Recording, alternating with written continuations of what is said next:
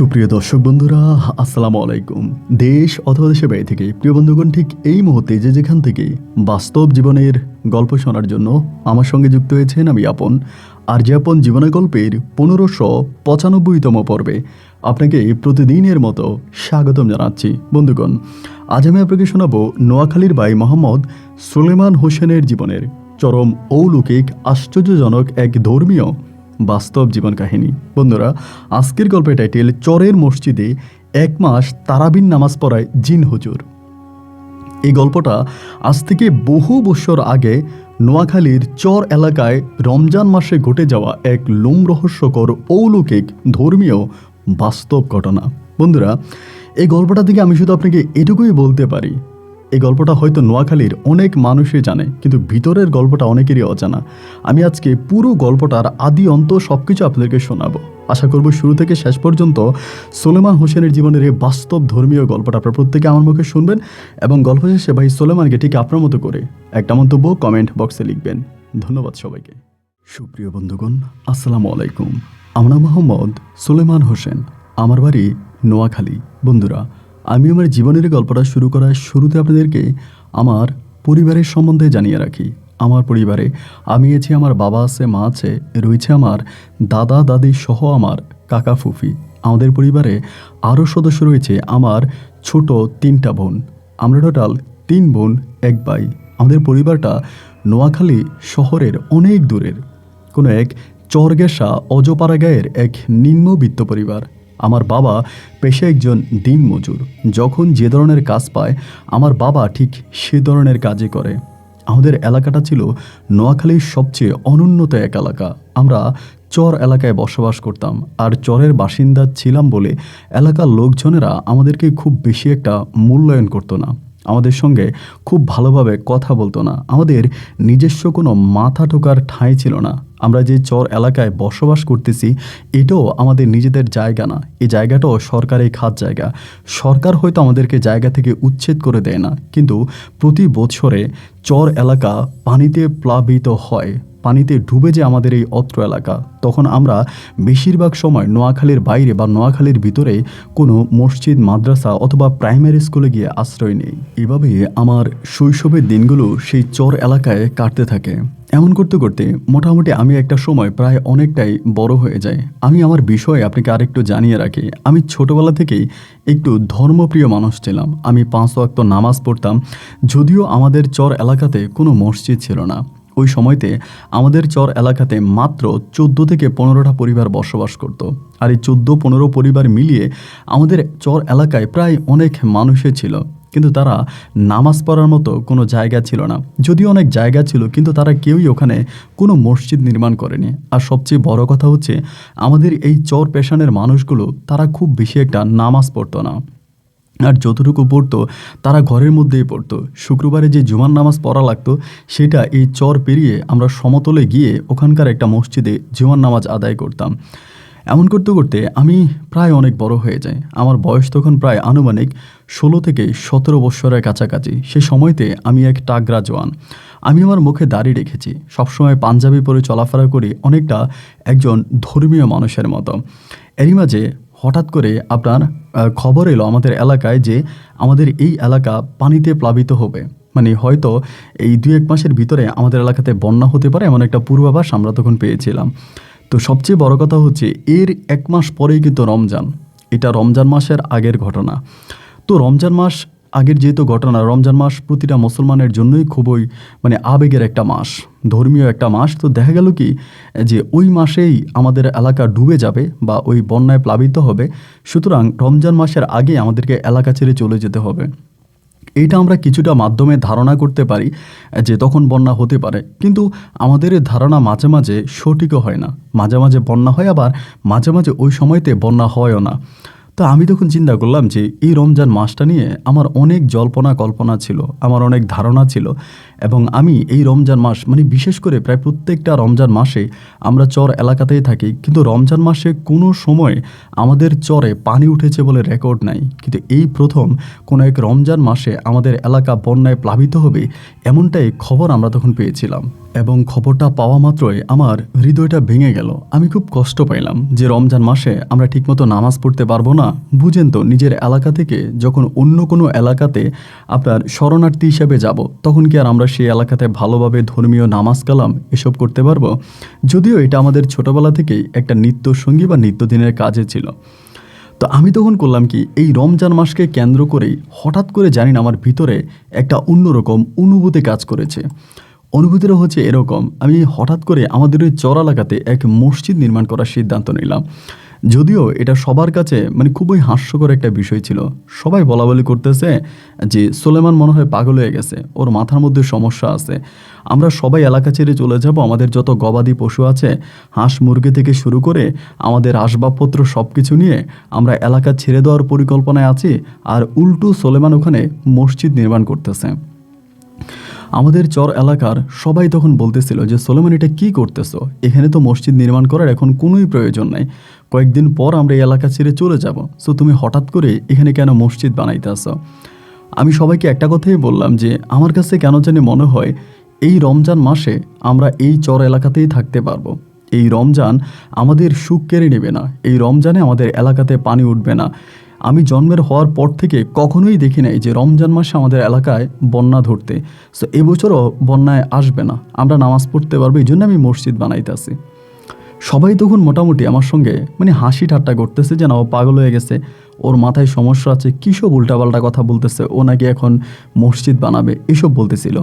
আমাকে আমাদের এলাকার কোনো মানুষ কোনো হেল্প করেনি। আমি নৌকা দিয়ে সমতলে গিয়ে কাঠ এনে টিন এনে যেভাবে পেরেছি নিজে নিজে মাটি কেটে খুব কষ্ট করে আমি ছোট্ট একটা মসজিদ নির্মাণ করেছি, যেটার আকার অনেক বড় না, খুবই ছোট। প্রায় 15-20 জন মানুষ একসঙ্গে নামাজ পড়তে পারবে। আমাদের এলাকাতে পুরুষের সংখ্যা ঠিক এরকমই। তো আমি তখন মসজিদটা নির্মাণ করছি। মসজিদটা নির্মাণ করার পরে দেখা গেল যে রমজান চলে আসতেছে, কিন্তু আমরা যে বন্যার পূর্বাভাস পেয়েছিলাম ওই রকম কোনো পানি কিন্তু আমরা দেখতে পাচ্ছি না, বা বন্যায় প্লাবিত হবে এমন কোনো জিনিস কিন্তু দেখা যাচ্ছে না।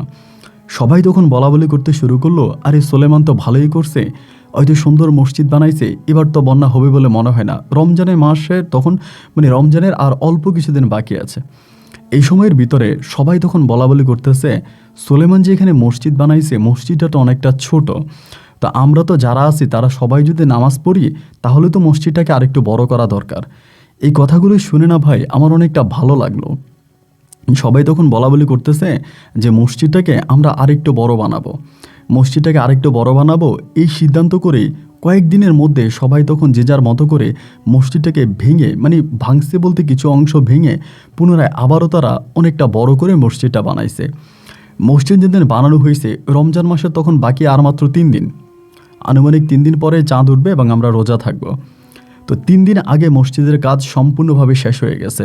তো গ্রামের ময়মুরব্বীরা সবাই বলাবলি করতেছে আমি কিন্তু দেখতে হুজুরের মতো হলেও দাড়ি রাখছি, পাঞ্জাবি পরি বা সব কিছুই ঠিক আছে, কিন্তু আমি ওভাবে হচ্ছে আপনার মানে নামাজ পড়াতে পারি না, মানে ইমাম না, কিন্তু আমি এমনি নামাজ কালাম পড়ি, সবার সঙ্গে উঠা বসা করে চলাফেরা করি, কিন্তু আমি কোনো ইমাম সাহেব না।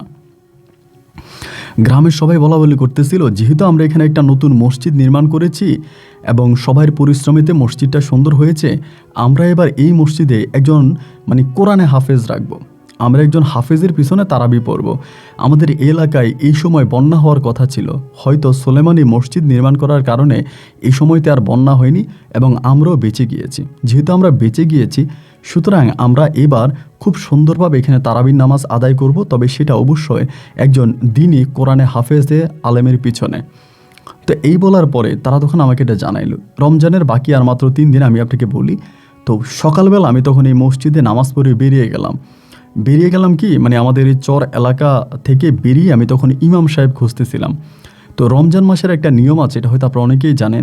রমজানের প্রায় 5-7 দিন বা তারও আগ থেকে মসজিদে ইমামদের চাকরি হয়ে যায়, মানে কোন হুজুর কোন মসজিদে চাকরি করবে, কোন মসজিদে তারাবি পড়াবে, এদের কিন্তু একটা ভাগ বন্টন হয়ে যায়।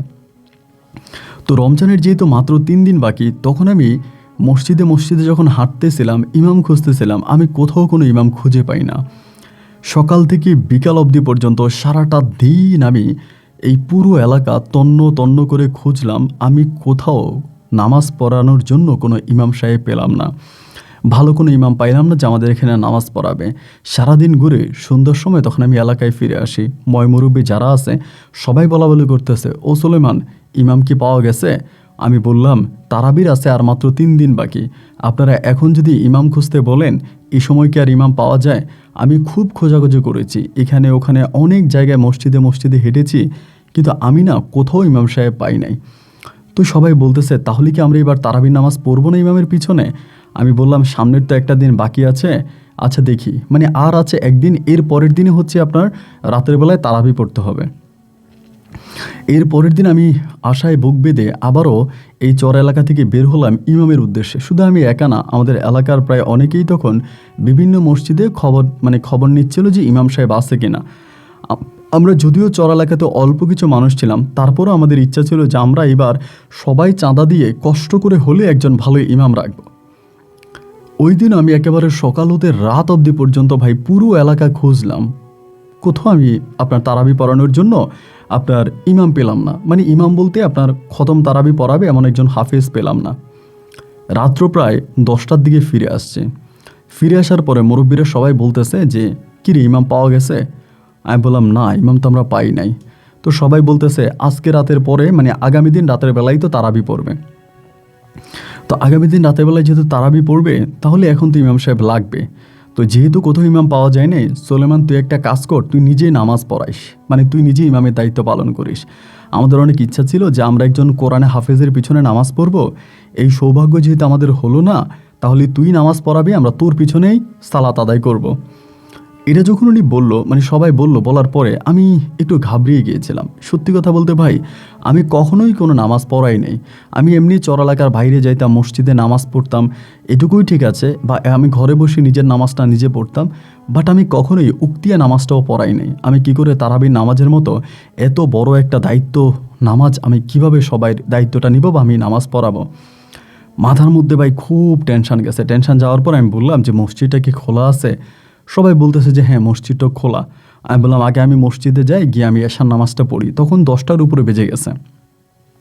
তো যাওয়ার সময় মা বলতেছে, তুই 2টা মুঠ খাইয়ে যা, সারাদিন তো রাস্তায় ঘুরলি। আমি বললাম, মা আমি খাবো না, আমি বিকেলবেলা খাইছি, রাস্তায় খাইছি বিকেলবেলা, এখন আর আমি খাবো না। তো যথারীতি আমি তখন মসজিদে ঢুকলাম, ঢুকে আমি এশার নামাজটা আদায় করলাম। এশার নামাজটা আদায় করে আমি তখন মসজিদের মধ্যে লম্বা হয়ে শুয়ে আছি। মানে খুব ক্লান্ত ছিলাম। তো ধরেন সারাদিন খুব হাঁটাহাঁটি করছি, এই এলাকা ওই এলাকা, পুরো এলাকা তন্ন তন্ন করে খুঁজলাম, কত পরিশ্রম করলাম। তো এশার নামাজ পড়ার পর আমার শরীরটা তখন একরকম ছেড়ে দিছিল। আমাদের মসজিদ তথা আমাদের এলাকাতেই ইলেকট্রিক ব্যবস্থা তখন ছিল না, মানে কারেন্টের ব্যবস্থা ছিল না। আমরা বেশিরভাগ মানুষরাই ব্যাটারি ব্যবহার করতাম, ব্যাটারি চার্জ দিয়ে আনতাম এবং ব্যাটারির মাধ্যমে আমরা ফ্যান, পাখা বা কারেন্ট কিছুটা ব্যবহার করতাম, অতটা উন্নত ছিল না। তো মসজিদে তখন আপনার ফ্যানও ছিল না, কোনো রকমের ইলেকট্রিক ব্যবস্থাও ছিল না। এরপরে আবার আমাদের যে মসজিদের এই দুর্লভ অবস্থা, এই কারণেই কিন্তু আমি ইমাম সাহেব পাইও নাই। যদিও 2-1 জন ইমাম সাহেব পাওয়া গেছিল বা পাইতাম, এরা নামাজ পড়াইতো, কিন্তু এরা এই চরের মসজিদ কথা শুনে, এই 15-20 জন মুসল্লির কথা শুনে এরা ওই এলাকাতে আর আসে নাই। মানে ওরা এইভাবে নামাজ পড়াবে না, ওদের কথা হচ্ছে যে মানে এরকমভাবে কিভাবে হবে, মানে ওরা বড় মসজিদেই পড়াবে। তো ভাই 10টার পরে আমি এশার নামাজটা পড়লাম, পড়িয়ে খুব টেনশন নিয়ে আমার একটা জায় নামাজি ছিল, এখানে জায় নামাজিটারে বালিশের মতো বানায়া আমি আল্লাহর রহমতে আস্তের উপরে চোখটা বন্ধ করে শুয়ে গেলাম।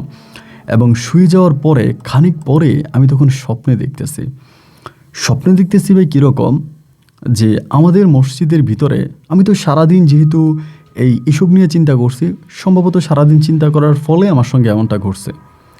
আমি দেখলাম কি, আমাদের মসজিদের গেটে একজন হুজুর আসছে, যার মাথার মধ্যে একটা পাগড়ি পরা এবং যিনি দেখতে অনেকটা লম্বা। তার চেহারা দেখা যাচ্ছে না, কিন্তু তিনি অনেক লম্বা এবং সর্বদিক থেকে খুব ভালো মনে হচ্ছে। তিনি আমাদের মসজিদে ঢুকছে। আমি কিন্তু তখন ঘুমের মধ্যে। ঢোকার পরেই তিনি আমার পাশে বসছে।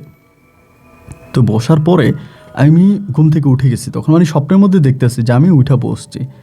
পরে উনি আমারে বলতেছে যে, সুলেমান, তুমি তো পুরো এলাকাতে বহু কষ্ট করেছো, সারাদিন তুমি খুঁজেছ হুজুর, তুমি তো পাও নাই।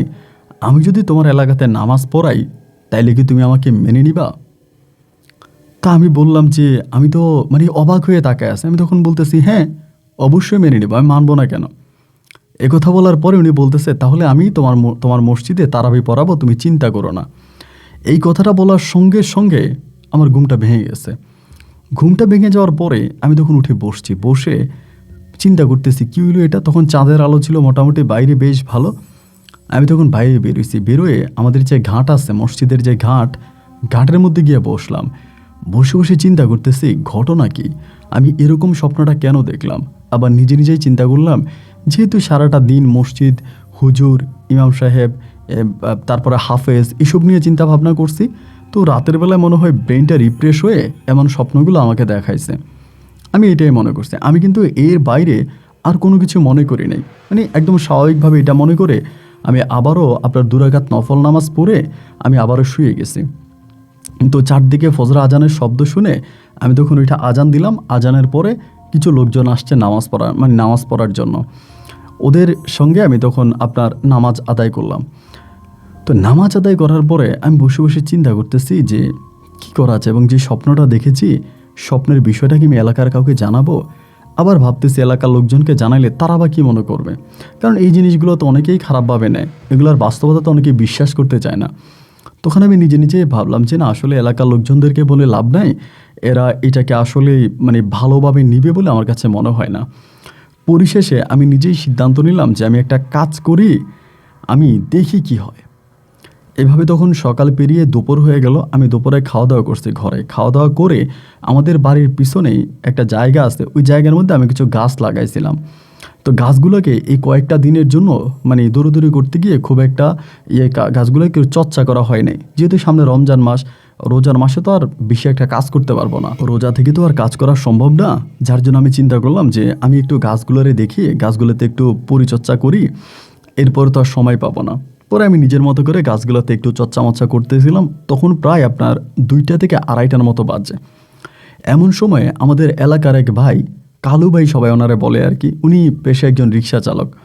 কালু ভাই তখন আসছে আমার কাছে, খুব দৌড়ে আসছে।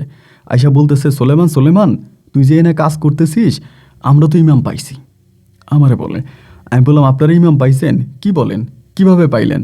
বলে এক মসজিদে গিয়ে আমরা খবর পাঠাইছিলাম, তো যে মসজিদে যাই খবর দিছি, ওই মসজিদ থেকে ওই খবর পেয়ে একজন লোক আসছে। মানে উনি এক মসজিদে খবর দিছিল এক লোকের মাধ্যমে, কালু ভাই, এবং ওই লোকে নাকি ইমাম সাহেবরা পাঠাইছে।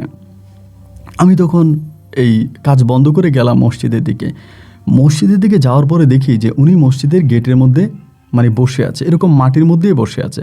আমাদের যেহেতু চর এলাকা, বেশিরভাগই তো আপনার শুষ্ক মাটি, ওখানে বসে আছে। বসে থাকার পর আমি গিয়ে যাওয়ার সঙ্গে সঙ্গে উনি উঠে দাঁড়াইছে। লোকটাও দেখতে শুনতে বেশ ভালোই ছিল। আমি এটা সালাম দিলাম, আমি সালামের উত্তর নিলাম। পরে বললাম যে হুজুর, আমরা তো বেশ কয়েকদিন ধরে ইমাম খুঁজতেছি, আপনি সন্ধান কিভাবে পাইলেন? পরে বলে, কালু ভাই অমুক জায়গায় অমুক মসজিদে বলে আসছিল, এবং ওই মসজিদের ইমামে আমার খবর দিছে। তা আমি বললাম, লোকটা বেশ সুন্দর ছিল, কথাবার্তা মানে বেশ মাধুর্যতা ছিল।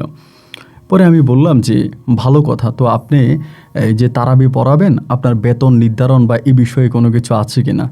উনি বলে, দেখেন আপনাদের এখানে তো মুসল্লির সংখ্যা একেবারেই কম, মানে অতটা ভালো মুসল্লি নেই, মানে বেশি মুসল্লি নেই, এবং আপনারা আর কয় টাকাই দিবেন? যেহেতু এই বছর আমার অন্য কোথাও চাকরি হয় নাই বা আমি চাকরি পাই নাই, তো সেক্ষেত্রে আমি এখানে নামাজ পড়াবো। আপনাদের খুশি মতো যতটুকু আমাকে দেন, আমি ততটুকুর মধ্যেই খুশি, আমি আলহামদুলিল্লাহ। এর ভিতরে কালু ভাই বলে বসলো কি যে হুজুর, আপনি এটা কি বলতেছেন? আপনি একটা ভালো মসজিদে নামাজ পড়াইলে যে টাকা পাইতেন, আমরা আপনাদের তার থেকেও বেশি টাকা দিব। আমরা প্রয়োজনে একজনে 500 টাকা করে দিব। মানে একটু ধর্মের প্রতি আবেগ ভালোবাসা বেশি ছিল, উনি এই কথাটা বলছে। পরে আমি বললাম যে না ঠিক আছে, আমরা আপনাদের সম্মানজনক একটা বেতনই দিব, তো আপনি এখানে তারাবির নামাজ পড়াইয়েন। বলছে আচ্ছা ঠিক আছে।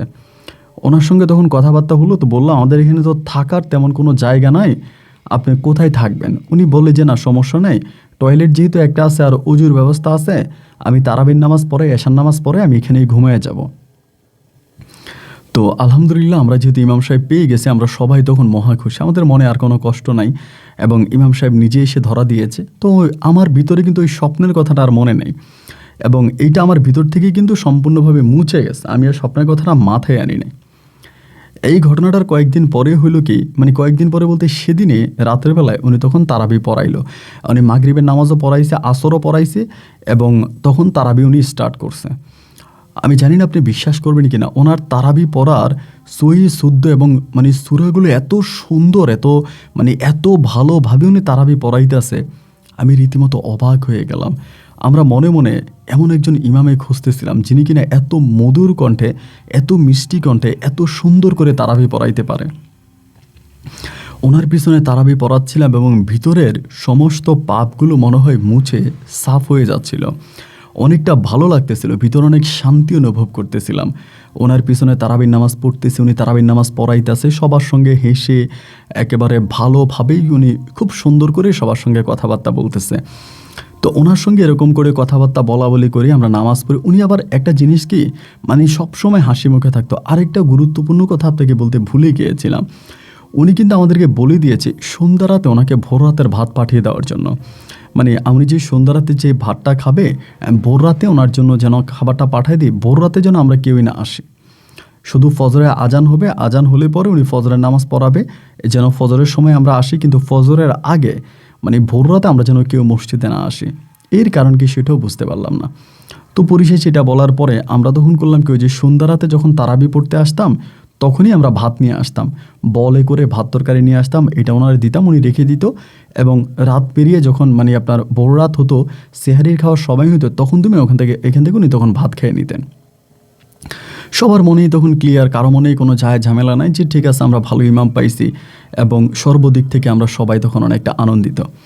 এইভাবে আপনার দিন মাসেক মানে আপনার দিন কাটতে কাটতে আমরা কিন্তু সবাই ওনাকে পেয়ে এত আনন্দিত, আমরা কিন্তু আমাদের সব ভুলে গেছি, এতটা শান্তি পাইতাম। মানে আমাদের মানে চর এলাকাতে এরকমও হতো যে আশেপাশের লোকেরা অনেকেই জেনে গেছে যে এই এলাকাতে এত ভালো একজন ইমাম আছে যিনার কণ্ঠ খুবই মধুর। ওনার পিছনে আপনার খতম তারাবি পড়ার জন্য আমাদের সমতল এলাকায় যারা আছে এরা পর্যন্ত নৌকা করে এই মানে চর পার হয়ে আমাদের এদিকে চলে আসতো নামাজ পড়ার জন্য। মানে নৌকা দিয়ে বা অনেক দূর থেকে মানুষ আমাদের এই মসজিদে আসতো নামাজ পড়ার জন্য। আমাদের মসজিদটা আকারে বেশ ছোট ছিল, এবং ছোট থাকার পরেও দেখা যায় যে নামাজ যে পড়তো না, একদম সিরিয়ালে লম্বা হয়ে দাঁড়ায় যেত। মসজিদে কোনো ফ্যান ছিল না, আল্লাহর প্রকৃতি বাতাসে আমরা নামাজ পড়তাম। এরপরও দূর দূরান্ত থেকে যে মানুষরা আসতো তখন শান্তিতে ভোগটা ভরে যাইত। এই করে সময়গুলো কাটতেছে, কাটতে কাটতে কাটতে কাটতে একটা সময় উনি আপনার 27 রমজানে আপনার তারাবি সম্পূর্ণ করলো। 27 রমজানে তারাবি সম্পূর্ণ করার পরে আমরা তখন সবাই ওনারে বললাম, আমরা কিন্তু তখন টাকাও কালেকশন করে ফেলছি, টাকাটা মোটামুটি কালেকশন করছি। টাকাটা কালেকশন করার পরে আমরা বললাম যে হুজুর আমরা আপনার টাকাটা দিয়ে দিতেছি, আমরা ভালো একটা অ্যামাউন্ট উঠেছি সবার কাছ থেকে চেয়ে টেয়ে, যেহেতু হুজুর ভালো ছিল, বাইরের লোকেরা অনেক অনুদান দিয়েছে, তো সবার অনুদান পাওয়ার পরে একটা ভালো অ্যামাউন্ট হইলো। এই অ্যামাউন্টটা তখন হুজুরকে দিব। আমি বললাম যে হুজুর আমরা তো মোটামুটি টাকা কালেকশন করে ফেলছি, যেহেতু 27 রমজান, এরপরে তো আপনি সূরা তারাবিয়ে পড়াবেন, যেহেতু খতম তারাবি শেষ 27 রমজানে। 27-এ আমরা অনুষ্ঠান করলাম, 27-এর পরে। তো উনি বলতেছে যে দেখেন একটা কাজ করেন, আমি টাকাটা 2 দিন পরে নিব, এই কথাটা বলছে। তাই আমি বললাম যে 2 দিন পরে নেবেন? বলে হ্যাঁ 2 দিন পরে নিব, টাকাটা আমি 2 দিন পরে নিব। তা আমরা তখন ওনারা কিছু বললাম না। 27 গিয়া 28 রমজানে, তো 28 রমজানে হইল কি, আমরা তো ভেবেছিলাম যে রোজা 30টা যাবে, রোজা গেল ভাই 29টা। 29টা রোজা যাওয়ার পরে ওই দিন রাতে তো আর তারাবি হবে না। তো আমরা তখন করলাম কি, এশার নামাজ পড়তে আসছে, আসার পর হুজুর ছিলাম, বললাম যে হুজুর এই টাকাটা যদি আপনি নিয়ে যাইতেন। উনি তখন আমারে বলতেছে যে সোলেমান একটা কাজ করো, এই তোমাদের মসজিদের অবস্থাটা তো খুব বেশি একটা ভালো না, মসজিদটা মনে হয় যেন ভাঙাচুরা বা খুব কষ্ট করে তোমরা বানিয়েছ, আমারে যেই টাকাটা তারাবির বেতন দিতা এই টাকাটা দিয়া তোমরা মসজিদের কাজটা করাও। আমরা তখন বললাম যে হুজুর না, এটা হতে পারে না, আমরা আশেপাশে অনেক লোক পাইছি যারা আমাদের মসজিদে অনুদান দেবে বলেছিল, আমরা তাদের কাছ থেকে অনুদান নিয়ে আমরা মসজিদটাকে বড় করে সাজাবো, সুন্দর করব।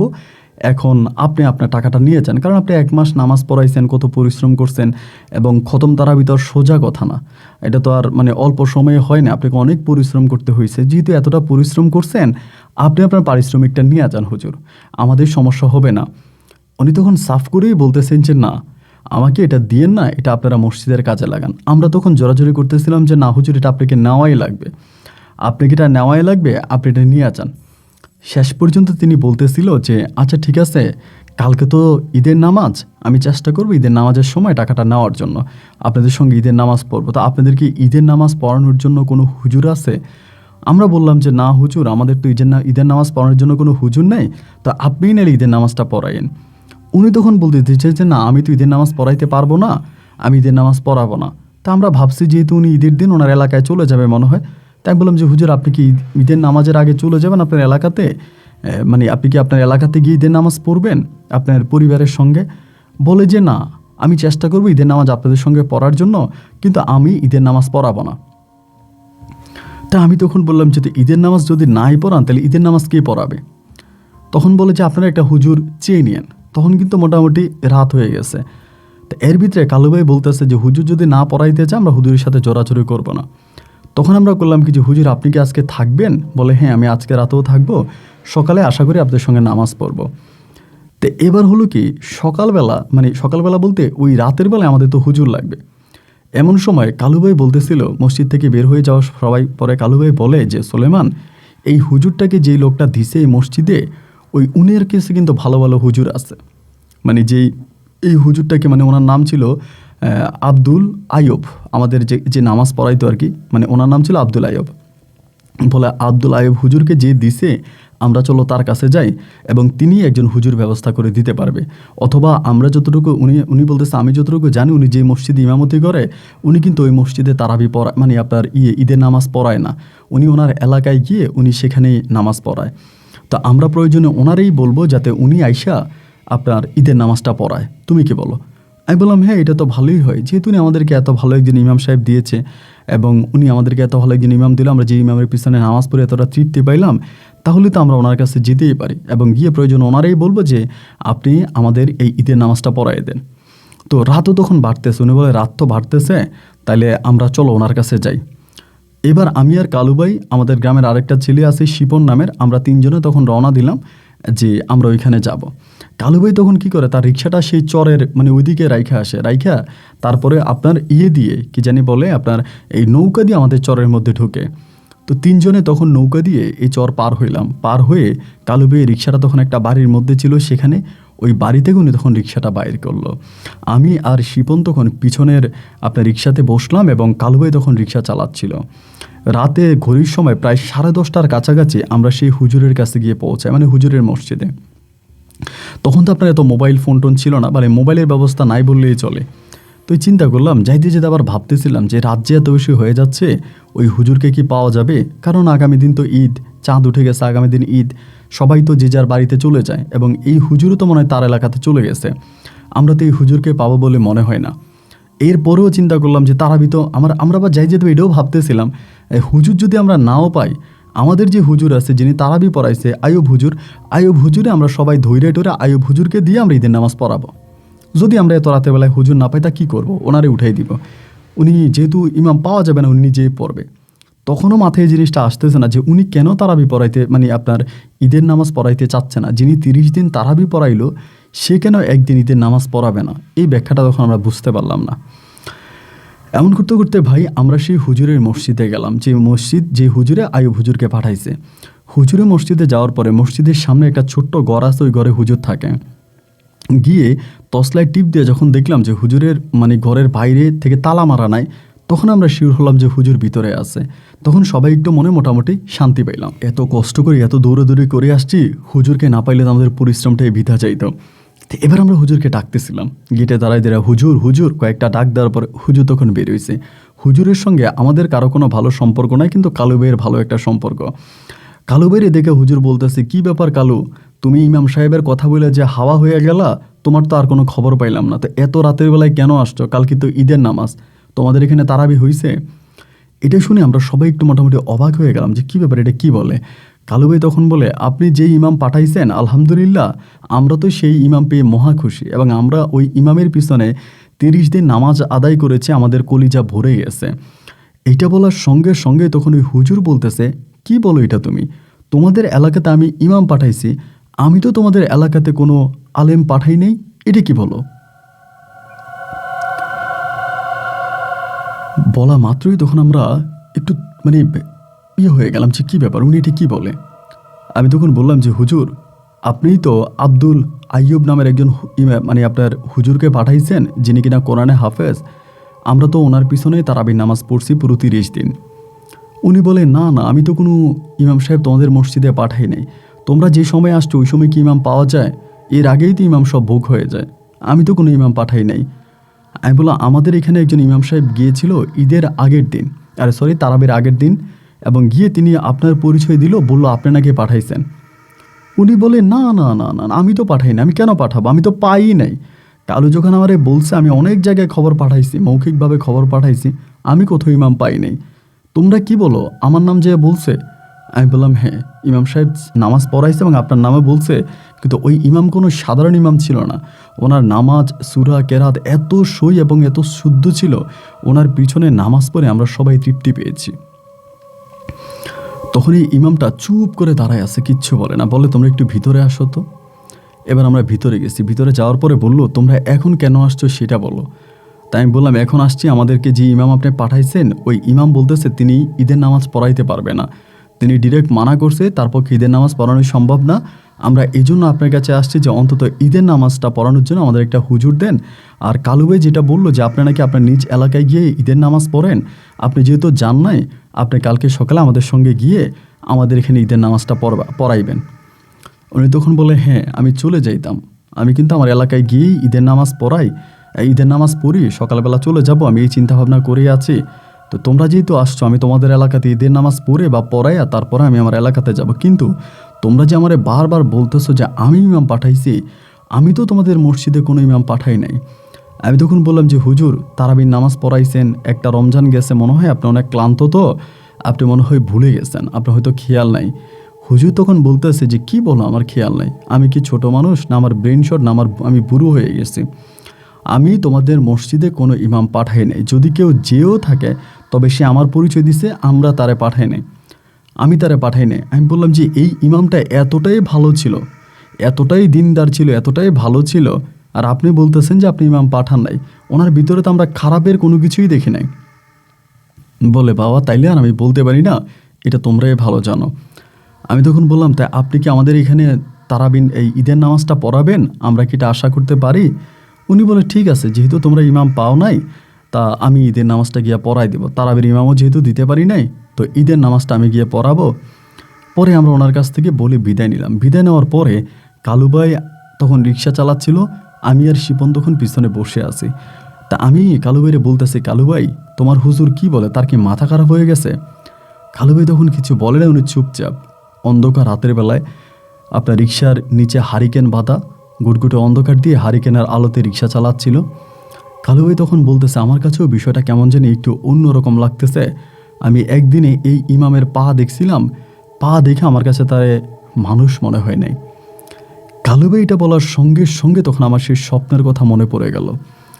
রমজানের আগের দিন রাতের বেলা আমি যে স্বপ্ন দেখেছিলাম, সেই স্বপ্নে একজন হুজুর এসে আমাকে বলেছিল, আমি তোমার মসজিদে তারাবি পড়াবো। তখন আমার এই কথাটা মনে পড়ছে। আমি কিন্তু এই মুহূর্ত পর্যন্ত এটা কারো কাছে বলি নাই, এবং আমি অপেক্ষা করতেছি যে তারপরে কি হয় দেখি। আমি কারো কাছে কোনো কিছু না বলে তখনও চুপচাপ আসি। তো শিপন ভাই আর কালু ভাই বলতেছে যে, কী ব্যাপার সোলেমান, তুই কিছু বলিস না কেন, তুই কী চিন্তা করতেছিস? আমি বললাম, চিন্তার কিছু নয়, চলেন মসজিদে যাই, গিয়ে আমাদের আব্দুল আইয়ুব হুজুরে ধরে জিজ্ঞেস করে যে কী ব্যাপার, আপনাদের কে পাঠাইছে, আপনি কেনই বা এই হুজুরের নাম বললেন? কালু ভাই বলে যে, হ্যাঁ, এটা কিন্তু সঠিক একটা সিদ্ধান্ত, এটা ভালো একটা কথা। আমরা গিয়ে ওই ইমামরে ধরে তারে জিজ্ঞেস করবো যে তারে আমাদের মসজিদে কে পাঠাইছে। পরের দিন ঈদ, বুঝতেই পারেন পুরো এলাকা শান্ত নীরব, সবাই ঘুমিয়ে পড়ছে, এবং সকালবেলা উঠে সবাই নামাজ পড়বে এমন একটা পরিকল্পনা সবার মাঝে। আমিও তখন আস্তে আস্তে করে, কালু ভাই তখন রিক্সা চালাচ্ছিল, আমরা ওই আপনার ঘাটের কাছাকাছি আসছি। তো ঘাটে আসার পরে কালু ভাই রিক্সাটা ওই ঘাটের বাড়িতে রাখে আমরা নৌকা দিয়ে ঘাট পার হইলাম। ঘাট পার হয়ে আমাদের চরের মধ্যে পৌঁছাইলাম। হাঁটতে হাঁটতেই মসজিদের ওখানে আসছি। মসজিদের ওখানে আসার পরে যখনই মসজিদের দরজাটা আমরা খুললাম বাইরে থেকে, ওটা কিন্তু ভিতর থেকে লাগানো না, জাস্ট এভাবে এমনি করে রাখে। আমরা বাইরে থেকে যখনই মসজিদের দরজাটা খুললাম ভাই, আমরা তখনই দেখতে পেলাম যে ভিতরে কেউই নাই, একেবারে ভিতরটা খালি। এবং শুধু খালি নয়, হুজুর যেই বিছনাতে ঘুমাইতো, যে চাদর গায়ে দিত, এগুলো কিচ্ছু নাই। মানে ওনার কোনো চিহ্ন ভিন্ন কিছু নাই, এবং ওনার যে জামা কাপড় ছিল এবং ওনার যে জুতাগুলো ছিল সেগুলোও নাই। তা আমাদের মসজিদে তো তেমন কিছু নাই যে উনি চুরি করে নিয়ে পালায়ে যাবে বা ভাইগা যাবে, এরকম তো কোনো কিছু আমাদের মসজিদে নাই। তাহলে এই লোকটা গেল কোথায়? আমরা একজন আরেকজনের মুখের দিকে তাকাইতে আসি, একজন আরেকজনের দিকে তাকিয়ে আসি, কী ব্যাপার, হুজুর কোথায় গেল? হুজুর গেল কোথায়? যদি হুজুর কোথাও যাবেও তাহলে মসজিদের মধ্যে তো ওনার জামা কাপড় থাকবে, মসজিদে তো ওনার জামা কাপড় নাই। পরের দিন ঈদ, আমি, কালু ভাই এবং শিপন ভাই আমরা সবাই তখন মসজিদের সামনে, এই গেটের মধ্যে মানে মসজিদের সামনে তখন বসে আছি। আমরা নিজেদেরকে বিশ্বাস করতে পারতেছিলাম না যে কী হয়েছে। তখন পর্যন্ত কিন্তু আমার ওই ভিতরের কথাটা আমি কারো কাছে বলি না। আমি এই কথাটা তখন পর্যন্ত নিজের মাঝে লুকিয়ে রাখতে, আমার ওই স্বপ্নের বিষয়টা। এইরকম চিন্তা ভাবনা আলাপ আলোচনা করতে করতে একটা সময় সকাল হয়ে যায়। আমরা কিন্তু আর ঘুমাইলাম না। সকাল হওয়ার পরে কিছু মানুষ যখন ফজরের নামাজ পড়ার জন্য আসে, এসে সবাই হুজুরকে খুঁজতেছে, কী ব্যাপার, হুজুর কই? আমাদেরকে জিজ্ঞেস করে যে সুলাইমান কী ব্যাপার, হুজুর কোথায়? আমি সবাইকে বলতেছিলাম হুজুর মনে হয় চলে গেছে। সবাই বলে বলো কি, হুজুর চলে গেছে মানে? হুজুর না বললো যে আমাদের সঙ্গে উনি ঈদের নামাজ পড়বে, আমাদের সঙ্গে তিনি ঈদের নামাজ পড়ে যাবে, এটা না উনি বলেছে? তাহলে আমাদের সঙ্গে ঈদের নামাজ না পড়ে উনি চলে গেল কেন? আমিও সবাই একই কথা বলতেছি, আমিও তো আপনাদের মতোই অবাক হয়ে রইলাম। আমাদের সঙ্গে ঈদের নামাজ না পড়ে উনি চলে গেল কেন? তো তখনও কিন্তু আমার ভিতরে ওই কথাটা পিট পিট পিট পিট করতেছে, আমি বলবো বলবো বলে বলতেছি না। তো যাই হোক, সারা রাত তো আর ঘুমাতে পারিনি। সকালবেলা বাড়ি গেছি, বাড়ি যেয়ে মারে ডাক দিলাম যে মা গোসল করব। ঠান্ডা পানিতে তখন গোসল করলাম, গোসল করে আমার যে নতুন জামা কাপড় ছিল এগুলো পরে ঈদের নামাজে তখন আসছে। ঈদের নামাজে আসার পরে সবাই তখন ঈদের নামাজে দাঁড়াইছে, দাঁড়ানোর পর দাঁড়াইলাম, এবং ইতিমধ্যে আমাদের ওই হুজুরও কিন্তু চলে আসছে, যে হুজুরকে আমরা ঈদের আগের দিন রাতের বেলায় দাওয়াত দিয়ে আসছিলাম। হুজুর আসার পরে হুজুর তখন মানে পড়াইলো ওনার মতো করে, যেভাবে আনুষ্ঠানিক কাজ আছে এগুলো উনি করছে, করে ঈদের নামাজ সম্পূর্ণ করছে। ঈদের নামাজ পড়ে সবাই তখন একজন আরেকজনের বলতেছে, কি ব্যাপার, আমাদের আয়ুব হুজুর কোথায়? আয়ুব হুজুরকে দেখতেছি না। এরকম করে বুনবুন বুনবুন একটা আলোচনা সবার ভিতরে চলতেছে। তখনই আমাদের যিনি ঈদের নামাজ পড়াইছে ওই ইমাম বলতেছে, কি ব্যাপার, আপনারা সবাই এরকম ফুসফুস করে কি বলতেছেন, আমারে বলেন। তো ওইখান থেকে আমাদের গ্রামের একজন লোক দাঁড়ায় বলতেছে, হুজুর, আমরা সবাই আয়ুব হুজুরের কথা বলতেছি। আয়ুব হুজুর বলছিল আমাদের সঙ্গে ঈদের নামাজ পড়বে, এবং আয়ুব হুজুর তো ঈদের নামাজ পড়লো না, হুজুর কই চলে গেছে? তো আমাদের ওই ইমাম সাহেব তখন বলতেছে যে আমিও খুব অবাক হয়ে গেলাম, গতকালকে রাত্রে এই এই কি বলে কালু, তারপরে সুলেমান, শিপন আমার মসজিদে গিয়ে আমারে বলল আমি নাকি আপনাদের মসজিদে ইমাম পাঠাইছি। আমি তো আপনাদের মসজিদে কোনো ইমাম পাঠাই নাই। আপনাদের মসজিদে যে আব্দুল আয়ুব নামাজ পড়াইছি উনি আসলেই কে, এবং ওনারে কি আপনারা ঈদের মানে যে পারিশ্রমিক ওটা দিয়েছিলেন? এবং সবাই তখন গুনগুন গুনগুন গুনগুন করতে মানে ভনভন শুরু করে দিয়েছে। আমি তখন দাঁড়াইলাম, দাঁড়ায় বললাম যে আপনারা সবাই চুপ করেন, আমি একটু কথা বলি। এবার আমি সুন্দর করে সবাইকে বলতে শুরু করলাম যে শোনেন, আমরা যে আয়ুব হুজুর করতেছি, ওই আয়ুব হুজুরের কিছু ঘটনা আছে। প্রথম কথা হচ্ছে, এই আয়ুব হুজুর আমাদের কাছ থেকে 1 মাস যে নামাজ পড়াইছে, উনি আমাদের কাছ থেকে 1 টাকাও নেয়নি। উনি যে বলেছে মানে 27 রাকাতে যখন মানে 27 তারাবিতে উনি যে বলেছিলেন যে এই টাকা দিয়ে মসজিদের কাজ করার জন্য, উনি সেই টাকাটাই রেখে দিয়ে গেছেন, উনি আমাদের কাছ থেকে টাকা নেননি। এবং রাতের বেলায় আমরা যখন এই হুজুরকে ঠিক করে মসজিদে আসি, আমরা আয়ুব হুজুরকে আর মসজিদে পাই নাই। শুধু আয়ুব হুজুরকে পাই নাই বললে ভুল হবে, আয়ুব হুজুরের ব্যবহৃত একটা সুতাও কিন্তু আমরা মসজিদে পাই নাই। শুধু তাই নয়, এখন আমি যেটা বলবো এটা শুনে আপনারা সবাই হয়তো অবাক হয়ে যাবেন। আপনাদের অবাক হলেও আমাকে সত্যটা বলতে, আমি সত্যটা বলি। আয়ুব হুজুর যেদিন আমাদের মসজিদে আসে তার আগের দিন রাতের বেলায় এই সেম মসজিদে শুয়ে আমি এমন একটা স্বপ্ন দেখেছিলাম। এইটা বলার সঙ্গে সঙ্গে প্রত্যেকটা নামাজি আমাদের এলাকার সবাই তখন দাঁড়ায় যায়। সবাই দাঁড়ায় আমার কাছে দৌড়ে আসে যে, আরে সুলেমান, কি বললি, কী কথা এটা, এটা কি? আমি বললাম, হ্যাঁ, আমি যা বলেছি তাই সত্য, আমি এমনটাই দেখেছিলাম, আর সেটাই আপনাদেরকে জানাইছি। জনে মনে তখন একটাই চিন্তা, হায় হায়, বলে কি, ওই কি বলে, এই বলতেছে কি? মানে সবাই তখন মানে মানে একরকম চিন্তা টেনশনের মধ্যে পড়ে গেল যে আরে কী বলে, এটাকে কী বলে। এই আলোচনার মধ্যে দিয়েই সবার মনে তখন শিওর হয়ে গেল যে এই আয়ুব হুজুর কোনো স্বাভাবিক মানুষ ছিলেন না, তিনি ছিলেন জিন হুজুর। সবাই তখন ধরেই নিল যে আয়ুব হুজুর মূলত একজন জিন হুজুর ছিল। এইটা বলার পরেই সবাই তখন বনবনানি শুরু করছে। তো হুজুর তখন আবারও মুনাজাত দিছে। মানে আমাদের যিনি ঈদের নামাজ পড়াইছে তিনি মোনাজাত দিছে, মোনাজাত দেওয়ার পরে সবাই তখন এটা নিয়ে জল্পনা কল্পনা করতে করতে ঘরে ফিরে গেল। আমরা গ্রামের কয়েকজন বসে আছি ঈদগাহেতে। এমন সময় আমরা হুজুরকে বললাম, হুজুর আপনার কাছে কি মনে হয়? হুজুর আমাদের দিকে তাকিয়ে বলতেছে, আমার কাছে যেটা মনে হয় ইনি কোনো মানুষ ছিলেন না। এই যে তুমি বিভিন্ন মসজিদে গিয়ে হুজুর খুঁজতেছিলা, বিভিন্ন মসজিদে হুজুরের জন্য হাহাকার করতেছিলা, তোমাদের চর পেছনে মানে চর এলাকাতে কোনো একটা মসজিদ ছিল না, সেখানে তোমরা সবাই মিলে একটা মসজিদ তৈরি করেছো। তোমরা সবাই মিলে নিয়ত করেছো যে তোমরা একটা ইমামের পিছনে মানে একজন কোরআনে হাফেজের পিছনে তোমরা খতম তারাবি পড়বা।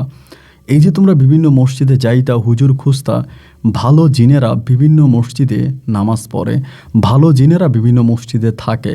আমার একটা দৃঢ় বিশ্বাস বা ধারণা যে কোনো একটা মসজিদে কোনো ভালো জিন সম্ভবত এই কথাটা শুনতে পেয়েছে যে তোমরা এমনভাবে ইমাম খুঁজতেছো, সেই জিনটাই হয়তো বা কোনো একটা মানুষের রূপ নিয়ে তোমাদের মসজিদে এসেছে। আমরা তখন বললাম উনি স্বাভাবিকভাবে খাবার খেয়েছে, স্বাভাবিকভাবে চলাফেরা করেছে, ওনাকে জিন বলার কোনো সুযোগ নাই। উনি যে জিন এমন কিছুই আমরা ওনার মাঝে দেখতে পাই নাই। পরে বলে যে না, উনি অবশ্যই কোনো না কোনো মানুষের মাধ্যমেই তোমাদের এখানে এসেছে।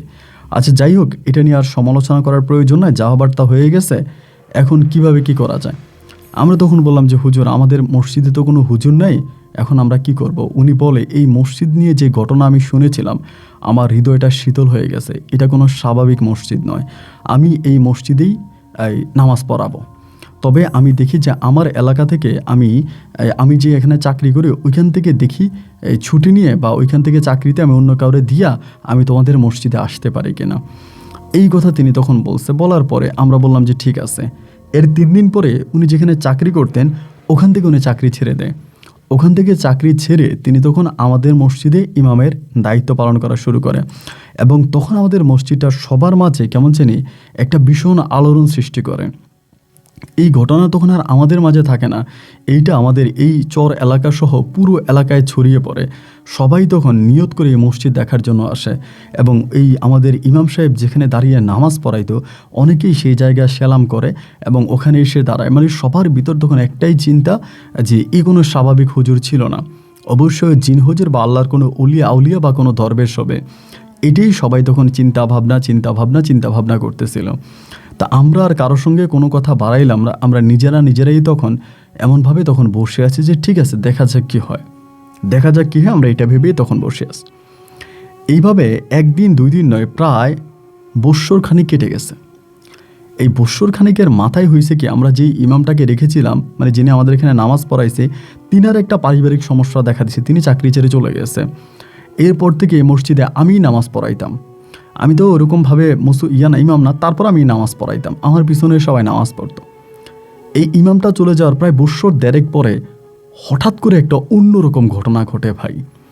অন্যরকম ঘটনা ঘটে বলতে, আমাদের এলাকার এক মহিলা যারে বিয়ে দেওয়া হয় আমাদের এলাকা থেকে অনেক দূরে, এক কথায় বলতে গেলে নোয়াখালীর বাইরে, ওইখানে ওনাকে বিয়ে দেওয়া হয় একটা মেয়েরে আর কি।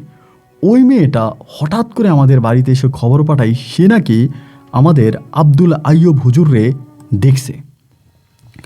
আমরা শুনি তো বা কী বলো, আব্দুল আইয়ুব হুজুরে কই দেখছো? বলে আমার বাপের বাড়ির যে মসজিদ আছে ওই মসজিদে উনি চাকরি করে। তখন আমরা মোটামুটি শিওর হয়ে গেলাম যে সে আমাদের এলাকা থেকে সে এলাকাতে চলে গেছে। গ্রামবাসী তখন উচ্ছেদ মানে আপনার হয়ে পড়ছে যে আমরা সে এলাকাতে যাব এবং গিয়ে আইয়ুব হুজুরে ধরবো, উনি আমাদের এলাকা থেকে চলে গেছে কেন? যেহেতু ওই মেয়ে ওই এলাকার মেয়ে, সে তো দেখছেই, হুজুরকে দেখে তারপর এসে সে আমাদেরকে জানাইলো। পরের দিন সকালবেলায় আমরা আমাদের গ্রামের ময়মুরব্বী যারা আছে আমরা সবাই মিলে এই মেয়ের শ্বশুরবাড়িতে রওনা দিলাম। তার শ্বশুরবাড়িতে রওনা দিয়ে আমাদের পৌঁছাইতে প্রায় আপনার আসরের নামাজের পর হয়ে গেছে, মানে বিকেল হয়ে গেছে। বিকেলে গিয়ে আমরা সেই এলাকাতে পৌঁছানোর পরে আমরা মসজিদে ঢুকে আমাদের চোখ কপালে উঠে গেছে, আমরা দেখি আইয়ুব হুজুর দাঁড়ায় আছে। কিন্তু বড় কথা হচ্ছে উনি আমাদের কাউকেই চিনে না। আমরা সালাম দিলাম, জিজ্ঞেস করলাম হুজুর ভালো আছেন? উনি বলে হ্যাঁ ভালো আছে, কিন্তু আপনাদেরকে তো চিনলাম না। মানে সবার ভিতরে তখন একটাই কথা, কী ব্যাপার চিনলো না, মানে এটা কেমন কথা? আমরা সবাই তখন বলতেছি হুজুর আপনি তো আমাদের মসজিদে 1 মাস তারাবি পড়াইছেন, আমরা আপনার পিছনে তারাবি পড়ছি, এইটা আপনি কি বলেন, আপনি আমাদেরকে চিনেন না? মানে উনি বলে কি বলেন এটা, আমি তো আপনাদের মসজিদে তারাবি পড়াই নাই, আমি এখন যে মসজিদে আছি আমি এই মসজিদেই তারাবি পড়াইছি এবং এই মসজিদেই রমজানের কিছুদিন আগে আমি চাকরি নিচ্ছি। আমি বললাম কি বলেন? আপনি এই মসজিদে তারাবি পড়াইছেন, আপনি তো আমাদের মসজিদে তারাবি পড়াইছেন। মানে এক কথায় বলতে গেলে মানে আমরা যে মানুষটার পিছনে 1 মাস ধরে তারাবির নামাজ পড়েছি, তা আমরা কি মানুষটারে চিনব না? আর একজনে না হয় ভুল হতে পারে, সবার কি ভাই ভুল হয় নাকি? সবাই এক বাক্যেই বলতেছিলাম যে না, আমরা তো আপনার পিছনে তারাবি পড়ছি, আপনি এটা কী বলতেছেন উল্টাপাল্টা। উনি বলে যে আরে ভাই, আপনারা কেন বিশ্বাস করতেছেন? আপনি এই এলাকার লোকের সঙ্গে কথা বলেন। আমরা যখনই এই এলাকার লোকজনের সঙ্গে কথা বলি, সবাই তখন বলতেছে যে হ্যাঁ, উনি তো আমাদের মসজিদে তারাবি পড়াইছে, উনি তো আমাদের মসজিদ থেকে যায় নাই। আমরা সবাই তখন ডিপ টেনশনে পড়ে গেলাম। টেনশনে পড়ে গেলে সেই রাতে আমরা ওই এলাকাতে রয়ে গেলাম। আমরা প্রায় আপনার 9-10 জনের মতো গেছিলাম। আমরা সবাই সেই এলাকাতে রাত যাপন করলাম, এবং রাত যাপন করে চরের সব মানুষরা তখন চিন্তা করতেছিলাম যে কি করা যায়। একজন আরেকজনকে জিজ্ঞেস করে কি বলতে চাচ্ছেন, উনি কি তাহলে আইয়ুব হুজুর না? তো সবাই বলতেছে যে মনে হয় মানুষের মতো মানুষ তো হতেই পারে, হয়তো আইয়ুব হুজুরের মতো চেহারা, আইয়ুব হুজুর না, এমনভাবে সবাই বলা বলি করতেছে। আমি বললাম যে না, আমার মন বলতেছে যে উনি আইয়ুব হুজুর, এটা আমার মন বলতেছে। সবাই বলে যে না, মানুষের মতো মানুষ হতেই পারে। এর ভিতরে একজন বলে বসছে উনি আইয়ুব হুজুর না হোক, কিন্তু আইয়ুব হুজুরের মতো তো ওনার চেহারা, ওনারে আমরা আমাদের মসজিদে চাকরি দেব, আমাদের মসজিদ ওনাকে নিয়ে যাব। আমি তখন বললাম উনি কি এখান থেকে চাকরি ছেড়ে আমাদের মসজিদে যাবে? আমাদের এলাকার মানুষের মনের ভিতরে অনেক ধর্মের প্রেম ছিল ভাই। ওরা হঠাৎ করে বলেই বসলো যে ঠিক আছে, উনি আমাদের মসজিদে চাকরি করবে এবং উনি এখানে যে টাকা বেতন পায় আমরা তার থেকেও বেশি টাকা বেতন দিব, তাহলে তুমি আমাদের মসজিদে চাকরি করবে, ওনারা আমাদের মসজিদে নিয়েই যাব। মানে সবাই তখন একরোখা হয়ে গেছে যে না, আমাদের মসজিদ ওনাকে নিয়ে যাবে। তাই আমি বললাম যে ঠিক আছে, রাতটা কাটুক, আমরা সকালে ফজরের নামাজ পড়ি, আমরা হুজুরের সঙ্গে আলাপ করব। সকালে ফজরের নামাজ পড়লাম, পড়ে শেষ করে আমরা হুজুরকে বললাম, জিজ্ঞেস করলাম নাম কি? উনি বলল ওনার নাম মোস্তফা। উনি বলে যে আমার নাম হাফেজ মোস্তফা। তো আমরা বললাম যে আপনার নাম হাফেজ মোস্তফা, কিন্তু আমাদের মসজিদে যিনি নামাজ পড়াইছে উনি বললো যে ওনার নাম আব্দুল আইয়ুব। উনি বলে যে না, মনে হয় আপনাদের কোনো ভুল হচ্ছে, আমার নাম মোস্তফা, আমি আইয়ুব না। এর ভিতরে আমি বললাম যে হুজুর কিছু মনে করবেন না, আসলে ইমামের চাকরি তো টাকার উপরে নির্ভর করে না, এটা তো একটা বিত্তেক ভালোবাসা। তো আমরা আপনাকে একটা অনুরোধ করতে চাই, যদি আপনি রাখেন। উনি বলে কি অনুরোধ? আমি বললাম যে আপনি যদি আমাদের মসজিদে নামাজ পড়াইতেন বা আমাদের মসজিদে চাকরি করতেন, এইখানে আপনি যে টাকা বেতন পাচ্ছেন আমরা আপনাকে তার থেকেও বেশি টাকা বেতন দিতাম। উনি তখন বলতেছে যে দেখেন, আপনি একটু আগে বলছেন যে ইমামের চাকরিটা আসলে বেতনের উপর নির্ভর করে না, ইমাম মানে নেতা, নেতাকে কখনো কিনা যায় না টাকা দিয়ে, যারা ধর্মীয় নেতা। তো দেখেন, আমি না গিয়ে যদি আমি আপনাদের মসজিদে একটা ইমাম দিই তাহলে কি হবে না? আমরা এক বাক্যেই তখন বললাম যে না হুজুর, তা হবে না, আপনিই যাইতে হবে, আমরা আপনারই চাচ্ছি আপনিই যাবেন। উনি তখন বলে যে ঠিক আছে, তোমরা যদি এরকম করে বলতেছ তাহলে তার না চেয়ে উপায় নেই, যাওয়াই লাগবে। তবে যাবো যে, আমি এই মসজিদে তো একজন হুজুর দিতে হবে, আমি এই মসজিদে একটা হুজুর খুঁজা দিয়া আমার সপ্তাহখানিক সময় তো আমরাই তোমাদের মসজিদে যাব, এবং এই টাকা যদি বেতন দাও তোমাদের মসজিদে চাকরি করব। ওনার সঙ্গে কথাবার্তা ফুল অ্যান্ড ফাইনাল হওয়ার পরের দিন দুপুরে আমরা এলাকাতে ফিরে আসলাম। সবাই তখন জনমন অনেকটা খুশি, আমরা আবারও সে আইয়ুব হুজুরকে ফিরে পাবো মোস্তফা হুজুরের রূপে, এমনটাই সবাই তখন বলা বলি করতেছিল। 2 দিন পেরিয়ে যাওয়ার পরে এই মোস্তফা হুজুর আমাদের মসজিদে আসে, তার চেহারা ছিল অবিকল আইয়ুব হুজুরের মতো। এবং আমাদের মসজিদে আসার পরে আমরা সবাই তখন ভীষণ আনন্দিত যে আমরা এমন হুজুরকে আবারও পেয়েছি, হুজুর আমাদের মসজিদে আবারও আসছে, আমরা আবারও ওনার পিছনে নামাজ পড়বো। আমরা ভীষণ আনন্দিত, আমাদের কারো মনে কোনো রকমের রাগ ক্ষোভ আর কোনো কিছু নেই যে আমরা একজন ভালো হুজুর পেয়ে গেছি। এখন আমরা সব ওনার পিছনে নামাজ পড়বো, উনি আমাদেরকে নামাজ পড়াবেন। ওনার পিছনে পাইলাম, কিন্তু ওনার মাঝে এবং আইয়ুব হুজুরের মাঝে আমরা তখন আকাশ পাতাল পার্থক্য পাচ্ছি। আইয়ুব হুজুর যদিও ওনার চেহারার মানুষ ছিল, কিন্তু সূরা কেরাত বা কণ্ঠ সব কিছুই আলাদা। এবং উনি যে নামাজ পড়ায়, আইয়ুব হুজুর যে নামাজ পড়াইতো, 2 নামাজের মাধুর্যতা ছিল 2 রকম। মানে 2 হুজুরের নামাজও একরকম ছিল না, শুধু দেখতে তারা একরকম ছিল। এরপরও এলাকার লোকজন এসে এই মোস্তফা হুজুরকে আইয়ুব হুজুরের হিসাবে মূল্যায়ন করতে শুরু করছে। সবাই ওনার কাছে আসে, হুজুর পানি পড়া দেন, হুজুর তাবিজ পড়া দেন। এবার উনি তাবিজ পড়ার পানি পড়ার ব্যবসা শুরু করছে। আমাদের মসজিদে উনি যে টাকা বেতন পাইতো, দেখা যায় উনি তার থেকে অনেক বেশি টাকা ইনকাম করতে শুরু করছে। মানুষে আইসা সবাই বলতেছে উনি আইয়ুব হুজুর মানে জিন হুজুর, এবং অনেকে ওনাকে সরাসরি জিন বলেই কিন্তু আখ্যায়িত করতেন যে না, উনি মানুষ নয়, উনি জিন। ওনার পিছনে নামাজ পড়লে নামাজ কবুল, ওনার পিছনে নামাজ পড়লে জান্নাতে, উনি জিন হুজুর। এবং এই মোস্তফা হুজুর আমাদের পুরো এলাকাতে জিন হুজুর নামে পরিচিত। সবাই এক বাক্যে এক কথায় বলে যে উনি জিন হুজুর। যাই হোক, আমরাও আর কথা বাড়াইলাম না যে ঠিক আছে ওনারে যে যাই বলুক আমরা ওনার পিছনে নামাজ পড়ি। কিন্তু দেখা গেল দূর দূরান্ত থেকে সকাল থেকে রাত অবধি পর্যন্ত মানুষের ভিড় লেগে থাকে। প্রচুর পরিমাণের মানুষ এই এলাকাতে আসে এবং সবাই ওই হুজুরের কাছ থেকে তাবিজ, পানি পড়া, এটা সেটা, পারিবারিক অশান্তি, স্বামী কথা শোনে না, এই জিনিস নিয়ে ওনার সাথে তখন পড়ে আছে। উনি পানি পড়া দেয়, তাবিজ পড়া দেয়, টাকা নেয়। এই করতে করতে তখন একটা পর্যায়ে আমাদের ভিতরে সবার মধ্যে তখন একটা কেমন জানি কাজ করলো যে না, এই হুজুরকে আমরা রাখলে তো এই ঝামেলা। উনি তো পুরো এলাকাকে একেবারে একটা আপনার তাবিজের এলাকা বানায় ফেলছে। এর ভিতরে আমরা সিদ্ধান্ত নিলাম যে আমরা এই মোস্তফা হুজুরে রাখবো না, আমরা ওনারা এখান থেকে বিদায় করে দিব। তো যখনই বিদায় করে দেওয়ার পরিকল্পনা যারা মসজিদ কমিটিতে ছিলেন তারা নিলেন, ইতিমধ্যে আমার মা তখন বলতেছে যে বাজান রে, আমি তো হুজুরের সঙ্গে কথাবার্তা বলে একটা নিয়ত করছি, এখন নিয়তটা যদি তুই পূরণ করস। আমার মা আমারে বলতেছে আমরা কিন্তু 2 দিন পরে হুজুরকে বিদায় করে দেবো এরকম পরিকল্পনা সিদ্ধান্ত নিয়েছে। তা মায়েরে বললাম যে কি সিদ্ধান্ত নিয়েছ? মা বলে তোর ছোট বোন শাহেদারে ওই মোস্তফা হুজুরের কাছে বিয়ে দিব। আমি তো শুনে অবাক, কি বলেন মা, মোস্তফা হুজুরকে বিয়ে করে নাই? বলে তিনি বিয়ে করছে, তার বউ নাকি মরে গেছে, তার বাচ্চা কাচ্চা নাই। এখন তিনি বলতেছে যে তিনি শাহেদারে বিয়ে করবে। আমি শাহেদারে নিয়ে দেখাইছি, ও শাহেদার যে একটা সমস্যা ছিল, আমার বোনের একটা গোপন সমস্যা আছে, বলে এই সমস্যাটার কারণে হুজুরের কাছে নিছি। হুজুর তো শাহেদারে দেখছে, দেখার পরে আমি হুজুরকে বলছি, হুজুরও আমার কথা রাজি হয়েছে। আমি নিয়ত করছি যে মোস্তফা হুজুরের কাছে শাহেদারে বিয়ে দেব। এই লেগে গেল আরেক গিট্টি, আরেক পেস লেগে গেছে। আর আমার মায়ের কথা হচ্ছে, আমার মা যেটা বলে আমি কিন্তু সেটা শুনি, কারণ মায়ের কথা খুব ভাবে হচ্ছে আমি মানি। মা যেহেতু এই কথা বলছে, আমি তখন বললাম যে আচ্ছা ঠিক আছে, তুমি যেহেতু এই কথা বলছো তাহলে এটা তো একটু ভাবনা চিন্তার বিষয়, আমি তাহলে একটু ভাবনা চিন্তা করি যে ঠিক আছে আমি এটা করব। আমার মা তখন আমাকে বলতেছে দেখিস কিন্তু বাজান, আমারে কিন্তু আবার অপমান করিস না। আমি যে বলছি এই হুজুরের কাছেই কিন্তু আমি আমার মেয়েরে বিয়ে দিব, তুই কিন্তু এই হুজুরকেই করবে। মা এগুলো আমারে বলতেছে।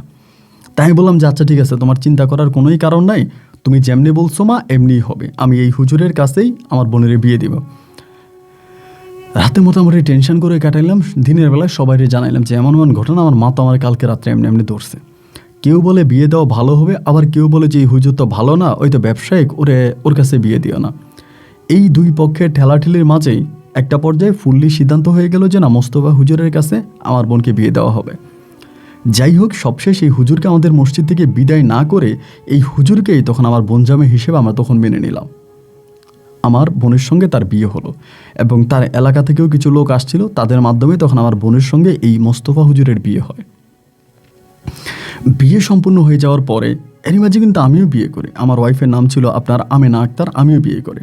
যাই হোক, আমার ওয়াইফকে নিয়ে কোনো ঘটনা নেই, জন্য না চাই। তা মোস্তফা হুজুরের সঙ্গে আমার বোনের যখন বিয়ে হয়, বিয়ে হওয়ার পরে এই মোস্তফা হুজুর আমাদের বাড়িতে থাকতো। তো এই যে উনি তাবিজের কারবার করে, উনি পানি পড়ার কারবার করে, মানুষের কাছ থেকে টাকা পয়সা নিয়ে যায়, মানুষকে ক্ষতি করে, এই যে জিনিসগুলো উনি করে, এইটা ভাই আমার পছন্দনীয় ছিল না। 5 থেকে 6 মাস পর্যন্ত উনি আমার বোনের সঙ্গে সংসার করে, কিন্তু আমার বোনের ঘরে কোনো সন্তানাদিও হয়নি। উনি হাজার হাজার টাকা দিনকে দিন উনি ইনকাম করতেছে, উনি অনেক টাকা ইনকাম করতেছে, আমরা দেখতেছি। তো একটা পর্যায়ে আমার কাছে এই জিনিসটা তখন খারাপ লাগছে। লাগার পরে আমি ওনার একদিন ডাইকা বললাম যে আপনি আমাদের গ্রামে থাকেন, মসজিদ ইমামতি করেন, আমার বোন জামাই সবই ঠিক আছে, কিন্তু আপনি এই ব্যবসা আর করতে পারবেন না, আমরা আপনার এই ব্যবসা করতে দিব না। এইটা বলাতেই ওনার সঙ্গে আমার টকঝোক লেগে গেছে, ঝগড়া লেগে গেছে। আমি ওনার বড় বোন, ওনার আপনার ওয়াইফের বড় ভাই, সে আমাকে সম্মান করার কথা, আমাকে সম্মান না করে সে আমাকে তেড়ে আসে মারার জন্য। আপনি কি বলেন, কয় টাকার মানুষ আপনি, সে আমাকে ধমক দেয়। তাই ধমক দেওয়ার পরে আমি তখন আমাদের গ্রামবাসী বা আমার আব্বা যারা আছে তাদেরকে বিষয়গুলো জানাই। তখন আমার ছোটো 2টা বোন আছে, ওই 2 বোনেরও কিন্তু আমরা এখনও বিয়ে দিইনি। এবং জানানোর পরে হলো কি, গ্রামবাসী তখন সবাই খেপে গেছে যে না, এই এলাকাতে রাখা যাবে না। আমার মায়েরও আমি বুঝিয়ে বললাম যে মা, এরে রাখা যাবে না, ও যা করতেছে কয়েকদিন পরে আমাদের এই এলাকা মানুষরা এসে ভেঙে দেবে। কারণ আমরা চর এলাকায় থাকি, এখানে আমাদের নিজস্ব কোনো মাটি না, এটা সরকারের মাটি, সরকারের জায়গার মধ্যে আমরা ঘর বানিয়ে থাকি। এবং এরপর থেকে কিন্তু ভাই কোনোদিন আমাদের চর কিন্তু আর ডুবে নাই। এই বন্যা যায়, এত কিছু যে আমাদের চরে কিন্তু আর পানি ওঠে না, তখন কিন্তু চর পুরোপুরি ভালো। মাহিরে বললাম যে মানুষজন আসবে, আইসা আমাদের চর ভাঙিয়ে দিবে, আমাদেরকে চর থেকে উচ্ছেদ করে দিবে, কারণ সে যেভাবে টাকা পয়সা নিতেছে মানুষের কাছ থেকে, একটা সময় মানুষ ক্ষিপ্ত হয়ে যাবে, ওনার এই এলাকাতে রাখা যাবে না মা, ওনারে বিদায় করতে হবে। মাও তখন অনেকটা ওনার উপরে বিরক্ত হয়ে গেছে, কিছু কাজে কামে মাও বিরক্ত হয়ে গেছে। মাও বিরক্ত হয়ে বলতেছে যে ঠিক আছে, যদি না রাখোস তাহলে তার বিদায় কর। আমার বোনেরে বললাম, আর বোনের সঙ্গে সে ভালো না, আমার বোনের সঙ্গে খারাপ ব্যবহার করতো, পরে তার আমরা এলাকা থেকে বিদায় করে দিলাম। এলাকা থেকে বিদায় করে দিয়ে আমি তখন ওই মসজিদে আবারও নামাজ পড়াইতাম। আমি নামাজ পড়াইতাম, চরের সবাই আমারে মানত, মানে চরের এক কথায় বলতে গেলে আমি চরের নেতা, এটা বলা চলে। এইভাবে প্রায় বৎসর খানিক আবার কেটে গেছে। ওনার সঙ্গে কিন্তু আর কোনো যোগাযোগ নেই, মানে মোস্তফা হুজুর কই আছে না আছে আমরা কিচ্ছু জানি না, তার সঙ্গে আমার কোনো যোগাযোগ নেই। বৎসর খানিক পরে হঠাৎ করে একদিন আমার মা কেমন যেন খুব মানে মন খারাপ করে ঘরে বসে আছে। মায়েরে বললাম যে মা, ঘটনা কি, তুমি মন খারাপ করে আসো কেন, কি হয়েছে? মা বলতেছে, কি হবে রে বাজান, যা হবার তাই হয়েছে। তাই আমি বললাম, যা হবার তা হয়েছে, তা কি হয়েছে আমার কাছে খুলে বলো। মা বলতেছে, তোর বোন তো এক অঘটন ঘটাইছে। আজ আমার বোন অঘটন ঘটাইছে? কি অঘটন ঘটাইছে? আমার মা বলে, তোর বোন তো গর্ভবতী। আমি শুনে তো মাথায় আসমান ভাঙছে। কি কও মা তুমি, ও গর্ভবতী মানে? ওর হুজুর চলে গেছে তো আজকে প্রায় বৎসরখানিক হয়ে গেছে, আমরা তোর অন্যত্রে বিয়ে দেওয়ার পরিকল্পনা করতেছি, এরই মাঝে ও গর্ভবতী। ও কীভাবে গর্ভবতী হলো? আমি চরের মসজিদে ইমাম, আমি ওখানে নামাজ পড়াই, মানুষ আমারে কি বলবে, এটা কেমনি কি হইল? আমার মা তখন আমার বলে, সুলেমান শান্ত হ, ওই সন্তান কোনো অবৈধ সন্তান না, এটা মোস্তফা হুজুরেরই সন্তান। আমি বললাম, কি বললা তুমি, এটা মোস্তফা হুজুরের সন্তান? বলে, হ্যাঁ, মোস্তফা হুজুর আমাদের চোখ ফাঁকি দিয়ে এই কিছুদিন আগ থেকে ওর কাছে রাত্রেবেলা আসতে শুরু করছে, এবং এটা তো ছোটো বোনেও দেখছে, আমার একেবারে ছোটো যে বোনটা আছে, বলে এও দেখছে মোস্তফা হুজুর মাঝে মাঝে আইসা তোর বোনের সাথে থাকতো, যেহেতু তোর বোনের সঙ্গে তার কোনো তালাক বা ডিভোর্স কোনো কিছুই হয় নাই, সে আইসা থাকতো এবং থাকার পরিপ্রেক্ষিতে এই ঘটনা ঘটছে। আমি বললাম যে এই যে একটা ঘটনা ঘটলো, তা তোমরা তো আমার কিছু জানাইলা না, তোমরা তো আমার কোনো কিছু বললা না, তা কেন বললা না? আমার মা বলে, বলি নাই রে বাজান, বলা হয় নাই, কিন্তু এখন তো এটা হয়েছে, এখন এটা সমাধা কি? আমি বললাম, তো সমাধা তো তোমার কাছে। মা বলে, সমাধা যদি আমার কাছে হয়ে থাকে তাহলে হুজুরে নিয়ে আয়, হুজুরে নিয়ে আয়, আর এটা নিয়ে বাড়াবাড়ি করিস না, যাওয়া বার্তা হয়ে গেছে, যেহেতু তোর বোন গর্ভবতী, এখন তারে এবার কী বলবি? তাই আমি বললাম যে ঠিক আছে, যদি হুজুরে এবার আসে রাতের বেলায়, ওনারা থাকতে বললে আমি দিনে ওনার সঙ্গে কথা বলবো। মা বলে, না রে বাজান, হুজুরে যদি আমরা আটকায় রাখি তাহলে এটা খারাপ দেখা যায়, ওনারা বাইদা ওনার সঙ্গে কথা না বইলা, আর সে বেশ কয়েকদিন ধরে আসতেছে না, তো একটা কাজ কর, কালকে তুই হুজুরের বাড়িতে যা। আমি মায়েরে বললাম যে না, আমি হুজুরের বাড়িতে যাব না, আমি তো যাবই না, সে যদি আসে তারা থাকতে বইল। এই কথা বললাম, মায়ের সঙ্গে আমার কথাবার্তা বলা বন্ধ হলো। এর কয়েকটা দিন পরে হইল কি ভাই, মানে কিছুদিন পরেই আমার মা বলতেছে কি যে মা নাকি গেছে হুজুরের কাছে, মানে মা হুজুরের কাছে গেছে, এবং যাওয়ার পরে এই হুজুর নাকি আমার মাকে বলতেছে সে নাকি কোনোদিনও রাতের বেলা আমার বোনের কাছে আসে নাই, মানে পুরো অস্বীকার। আমি বললাম, কি বলো তুমি? মা বলে, হ্যাঁ, এবং সে আমাদেরকে অপমান করে সেখান থেকে বিদায় করছে, আমাদেরকে বলছে আমরা চরের মানুষ, আমাদের জায়গা নাই, ইয়া নাই। সে তখন অনেক টাকা পয়সা, তার অনেক ঘর বাড়ি, তার অনেক বিশাল সম্পত্তি, সে বিয়েও করছে, এখন সে তো বলে সে নাকি এলাকাতে আসে নাই। আমি তখন আমার বোনের সায়দারে জিজ্ঞেস করলাম যে সায়দা, ঘটনা কি? হুজুর তো বলে হুজুর নাকি এই এলাকাতে আসেও না, তোর সঙ্গে হুজুরের কোনো সম্পর্ক নাই, তাহলে তোর পেটে যে অনাগত সন্তান আছে, সন্তানের বাবাকে। আমার বোন তখন চোখের পানি ঝরিয়ে আমার দিকে তাকিয়ে থেকে বলে, ভাইয়া রে, আমি তোমার কাছে এক বিন্দুও মিথ্যে বলতেছি না, যদি মিথ্যা বলি আমার ছোটো বোন আছে তারা জিজ্ঞেস করো, তার সামনে এসে গভীর রাতে আমার কাছে আসতো, আমার সঙ্গে থাকতো, এবং আমার যেই পেটের সন্তান সেই সন্তানের বাবাই কিন্তু মোস্তফা হুজুর। আমি বললাম, মোস্তফা হুজুর তো এই সন্তান মানতেছে না। আমার মা বলে, মানবে কেমনে? ওই বেটা রাতের বেলায় আইসা গোপনে গোপনে আমার মেয়ের সঙ্গে ছিল, এখন তো সে এটা মানবে না। এই কথা এক কান দুই কান হতে হতে পুরো গ্রামের বাসীর কাছে ছড়াই গেছে, সবাই বলতেছে মোস্তফা হুজুর এবং এই কাজ করে নেয়, আমার বোন নাকি খারাপ কাজ করছে। গ্রামের মানুষ তো, আমার বোন কারো না কারোর লগে খারাপ কাজ করছে, এবং খারাপ কাজ করার কারণে আমার বোনের পেটে সন্তান আসছে।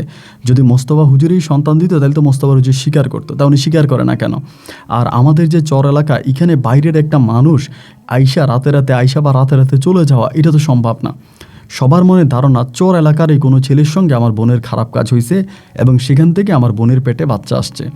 মোস্তফা হুজুরকে এলাকাবাসীও তখন এটা মানতেছে না, আসলে না মানারই কথা, কারণ আমাদের এলাকাটা দুর্গম একটা এলাকা, সেই এলাকাতে রাতে এসে আমার বোনের সঙ্গে থেকে আবার চলে যাওয়া, গ্রামের কারো চোখে না পড়া, মানে এটা তো স্বাভাবিক না। অনেক সময় দেখা যায় যে নৌকা থাকে, এই নৌকাও অনেক সময় ঘাটে থাকে না, বা নৌকা যে চালায় সে তো থাকে, তা এই কারো না কারো চোখে তো পড়ার কথা, কারো না কারো চোখে যেহেতু পড়েই নাই, তবে এই সন্তানের বাবা মোস্তফা হুজুর না।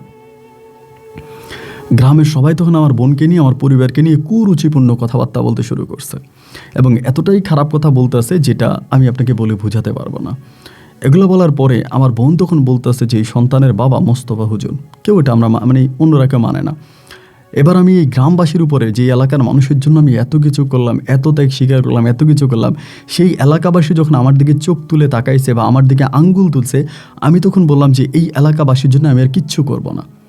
আমি এই এলাকাবাসীর জন্য আর কিচ্ছু করব না, আমি এলাকাবাসীর কথা শুনবই না, আমি ওই মসজিদে আর নামাজও পড়াবো না। গ্রামবাসীর উপরে রাগ করে আমি তখন মসজিদে নামাজ পড়ানো ছেড়ে দিলাম। মসজিদে নামাজ পড়ানো ছেড়ে দেওয়ার পরে আমার বোনের বাচ্চাটা তখন বড় হইতেছে, মানে পেটে বাচ্চাটা বড় হইতেছে। এই করতে করতে আমার বোন তখন একটা পুত্র সন্তান জন্ম দেয়, এবং যেই পুত্র সন্তান আমার বোন জন্ম দেয়, এই সন্তানটা কোনো স্বাভাবিক সন্তানের চেহারার মতো ছিল না। ওরে দেখার সঙ্গে সঙ্গে আমি বলে দিছি যে এটা কোনো স্বাভাবিক সন্তান না, এইটা কোনো স্বাভাবিক সন্তান না, এটা পুরো অস্বাভাবিক। এই সন্তানের দেখার জন্য মানে যে দেখছে, মানে যারাই দেখতে আসছে তারা মানে আপনাকে বলে বোঝাতে পারবো না, এরকম বাচ্চা যার বর্ণনা দিয়ে আমি আপনাকে শেষ করতে পারবো না, কোনো স্বাভাবিক বাচ্চা না। এর চেহারা যে এত সুন্দর ছিল এবং এমনই চেহারা যেটা মানে আর কি বলবো আপনাকে। বাচ্চাটা হওয়ার কিছুদিন মানে বাচ্চাটা হওয়ার পর থেকে আমার বোন কেমন জানি একদম গম্ভীর হয়ে গেছে, মানে এতটাই গম্ভীর হয়ে গেছে যা বলার মতো না। আমার বোন তখন বলতেছে যে আমার ভিতরটা জানি কেমন লাগতেছে, তা আমরা তো বুঝতে পারি না। বাচ্চা হওয়ার 3 দিন পরে আমার বোন বলে উনি তো চলে যাবে, আমাদেরকে বলে উনি তো চলে যাবে। তা আমরা বললাম উনি কে? বলে আমার সন্তান, ওর নাম রাখছিলাম আমরা শামীম হোসেন। বলে শামীম হোসেন সাহেব তো চলে যাবে। আমার বোন এমনি বলে যেন তার সন্তান অনেক মুরব্বী, এইভাবে বলে যে শামীম হোসেন সাহেব তো চলে যাবে, তিনি তো থাকবে না, 3 দিন পরে চলে যাবে। আমরা আমাদের বোনেরে বললাম তুই কী বলিস, 3 দিন পরে চলে যাবে? 3 দিন পরে কই চলে যাবে? আমার মা বলে উনি ওনার কাছে চলে যাবে। তা আমার বোনের কথাবার্তা ধরে আমরা তখন বুঝলাম যে কি পাগল হয়ে গেল না কি বলে। ঠিক একইভাবে একদিন রাত 10টা বাজে আমার বোন এসে আমাদেরকে ডাকতেছে, ঘরের মধ্যে সবাই ডাকতেছে। সবাই তখন উঠছে, উঠার পর আমার বোন বলতেছে উনি তো চলে গেছে। কি উনি চলে গেছে, কি হয়েছে? মা তখন দৌড়ে ঘরে গেছে, ঘরে গিয়ে দেখে যে শামীম সাহেব মানে ওই শামীম যে বাচ্চাটা যে শুয়ে আছে, সপ্তাহখানিকের বাচ্চা, বুঝতেই পারেন একেবারে লোত্রা, ওই কোনো কথা বলে না। মা দেখলো যে ওই মারা গেছে। মা তখন এসে বলতেছে যে আরে ঘটনা তো এরকম এরকম, শামীম তো মারা গেছে। আমরা সবাই দৌড়ে তখন ঘরে গেলাম, ঘরে গিয়ে দেখি যে মারা গেছে, কিন্তু আমার বোন বলতেছে উনি চলে গেছে। আমরা দেখতেছি মারা গেছে, আমার বোন বলতেছে চলে গেছে। তো কি উনি চলে গেছে, ঘটনা কি, কি বলিস তুই চলে গেছে? বলে হ্যাঁ উনি চলে গেছে। এরপরে আমরা আর কোনো কিছু বুঝতে পারলাম না। আমার বোন বলতেছে রাত 3টার মধ্যে ওনারে দাফন করে ফেলেন, মানে যে ওনার যে বডিটা আছে এটা রাত 3টার মধ্যে দাফন করেন, তবে বাইরের কোনো লোককে জানাতে পারবেন না, শুধু আপনারাই করবেন। আমি বোনেরে বললাম যে না রে বোন, এটা কি এলাকার লোকজন জানানো ছাড়া হবে? আমার বোন বলে হ্যাঁ হবে। রাত 3টার মাঝে আমরা তখন আমাদের যে মসজিদ আছে মসজিদের সামনে একটা কবর খুলে আমি আমার পরিবারের লোকেরা মিলে এই শামীম হোসেনকে আমরা দাফন করি। শামীম হোসেনকে দাফন করার পরে সকালবেলায় আমার বোন কিছু অলৌকিক কথা বলতে শুরু করে। অলৌকিক বলতে পুরোই অলৌকিক, এবং তার এই অলৌকিক আচার আচরণ দেখে সবার মনে তখন সন্দেহ যে তার মাঝে কিছু না কিছু আছে। এবার যেই ঘটনা মোস্তফা সাহেব করেছিল আমাদের এলাকাতে, সেম ঘটনা আমার বোন তখন শুরু করছে এই তাবিজ এই সব কাজ করা। আমরা আমাদের বোনকে এসব করতে দিইনি। না দেওয়ার পরে আমার বোন মৃত্যুবরণ করার আনুমানিক আমার ভাগিনা মৃত্যুবরণ করার আনুমানিক বৎসর খানেক পরেই আমার বোন এন্তেকাল করে। আমার বোন এন্তেকাল করার পরে তখন আমার এই ভাগিনার পাশে আমরা আমার বোনকে দাফন করি। আমার বোনকে দাফন করার পরে অত্র এলাকাতে তখন এই জায়গাটা মানে এই কবর দুইটা মাজারে রূপ দিয়ে দেয়। সবাই এখানে মাজার তৈরি করে এই করে সে করে। আমি তখন সবাইকে বললাম যে না, মাজার করা যাবে না, এখানে এটা মাজার হবে না, আমি এটাকে মাজার করতে দেইনি। তো এখানে একটা জিনিস, এরপরে আমি আমার বোনের মাধ্যমে কিছু জিনিস পাইছিলাম, অলৌকিকভাবেই পাইছি। ওইটা পাওয়ার পরে আমাদেরকে আর পিছনে তাকাইতে হয় নাই। আল্লাহর অশেষ রহমতে যে চর এলাকাটা আছে এটা আমরা নিজেরা দখলে নেই, আমরা নিজেরাই পাকা রাস্তা তৈরি করি, এবং এই এলাকাতে এখন বহু মানুষ বসবাস করে, এবং আপনার দোয়ায় সেই এলাকাতে এখন একজন চেয়ারম্যানও হয়েছে, একজন মেম্বারও আছে, এবং এটা একটা প্রাতিষ্ঠানিক এলাকাতে রূপ দিয়েছে। আজও সেই এলাকার মানুষ আমাকে মানে। আমার বর্তমান বয়স প্রায় 80-র কাছাকাছি, তারপরেও এই এলাকার প্রত্যেকটা মানুষ একজন এমপির থেকেও বেশি আমাকে মূল্যায়ন করে। আমার স্ত্রী আমিনা আক্তার আপনার গল্প শোনে, এবং সে জায়গা থেকে আমি আমাদের কথাগুলো আপনাকে লিখলাম। যদি পারেন আমার গল্পটা রেকর্ড করবেন, আর আপনার গল্পটা সত্যতা যাচাইয়ের জন্য আমার এলাকায় আসতে পারেন, ঠিকানা দিয়েছি। ভালো থাকবেন। আসসালামু আলাইকুম। প্রিয় বন্ধুরা, সবাইকে অনেক বেশি ধন্যবাদ এই পর্যন্ত আমার সঙ্গে থেকে নোয়াখালীর ভাই মোহাম্মদ সুলেমান সাহেবের জীবনের এই অলৌকিক বাস্তব গল্পটা শোনার জন্য। গল্পটা আমার কাছে ভীষণ ভালো লেগেছে, এক ধর্মীয় শান্তি পেলাম গল্পটা পড়ে। মনে হয় গল্প পড়তে পড়তে আমি রমজান মাসে চলে গিয়েছিলাম, সেই তারাবি, সেই সেহারি এবং সেই রমজান মাসের রোজা রাখার পবিত্র সময়গুলোকে মনে হয় মিস করতেছিলাম। চোখের সামনে ভেসে আসছিল এক নতুন রমজান। আপনাদের কাছে এই গল্প কেমন লেগেছে সেটা কমেন্ট বক্সে অবশ্যই লিখবেন। এই গল্প নিয়ে কোনো মতামত থাকলে সেটাও লিখতে বলবেন না। দর্শক বন্ধুরা, আজ এখানে বিদায়, দেখা হবে নতুন দিন নতুন কোনো গল্পে। আল্লাহ হাফেজ অ্যান্ড আসসালামু আলাইকুম।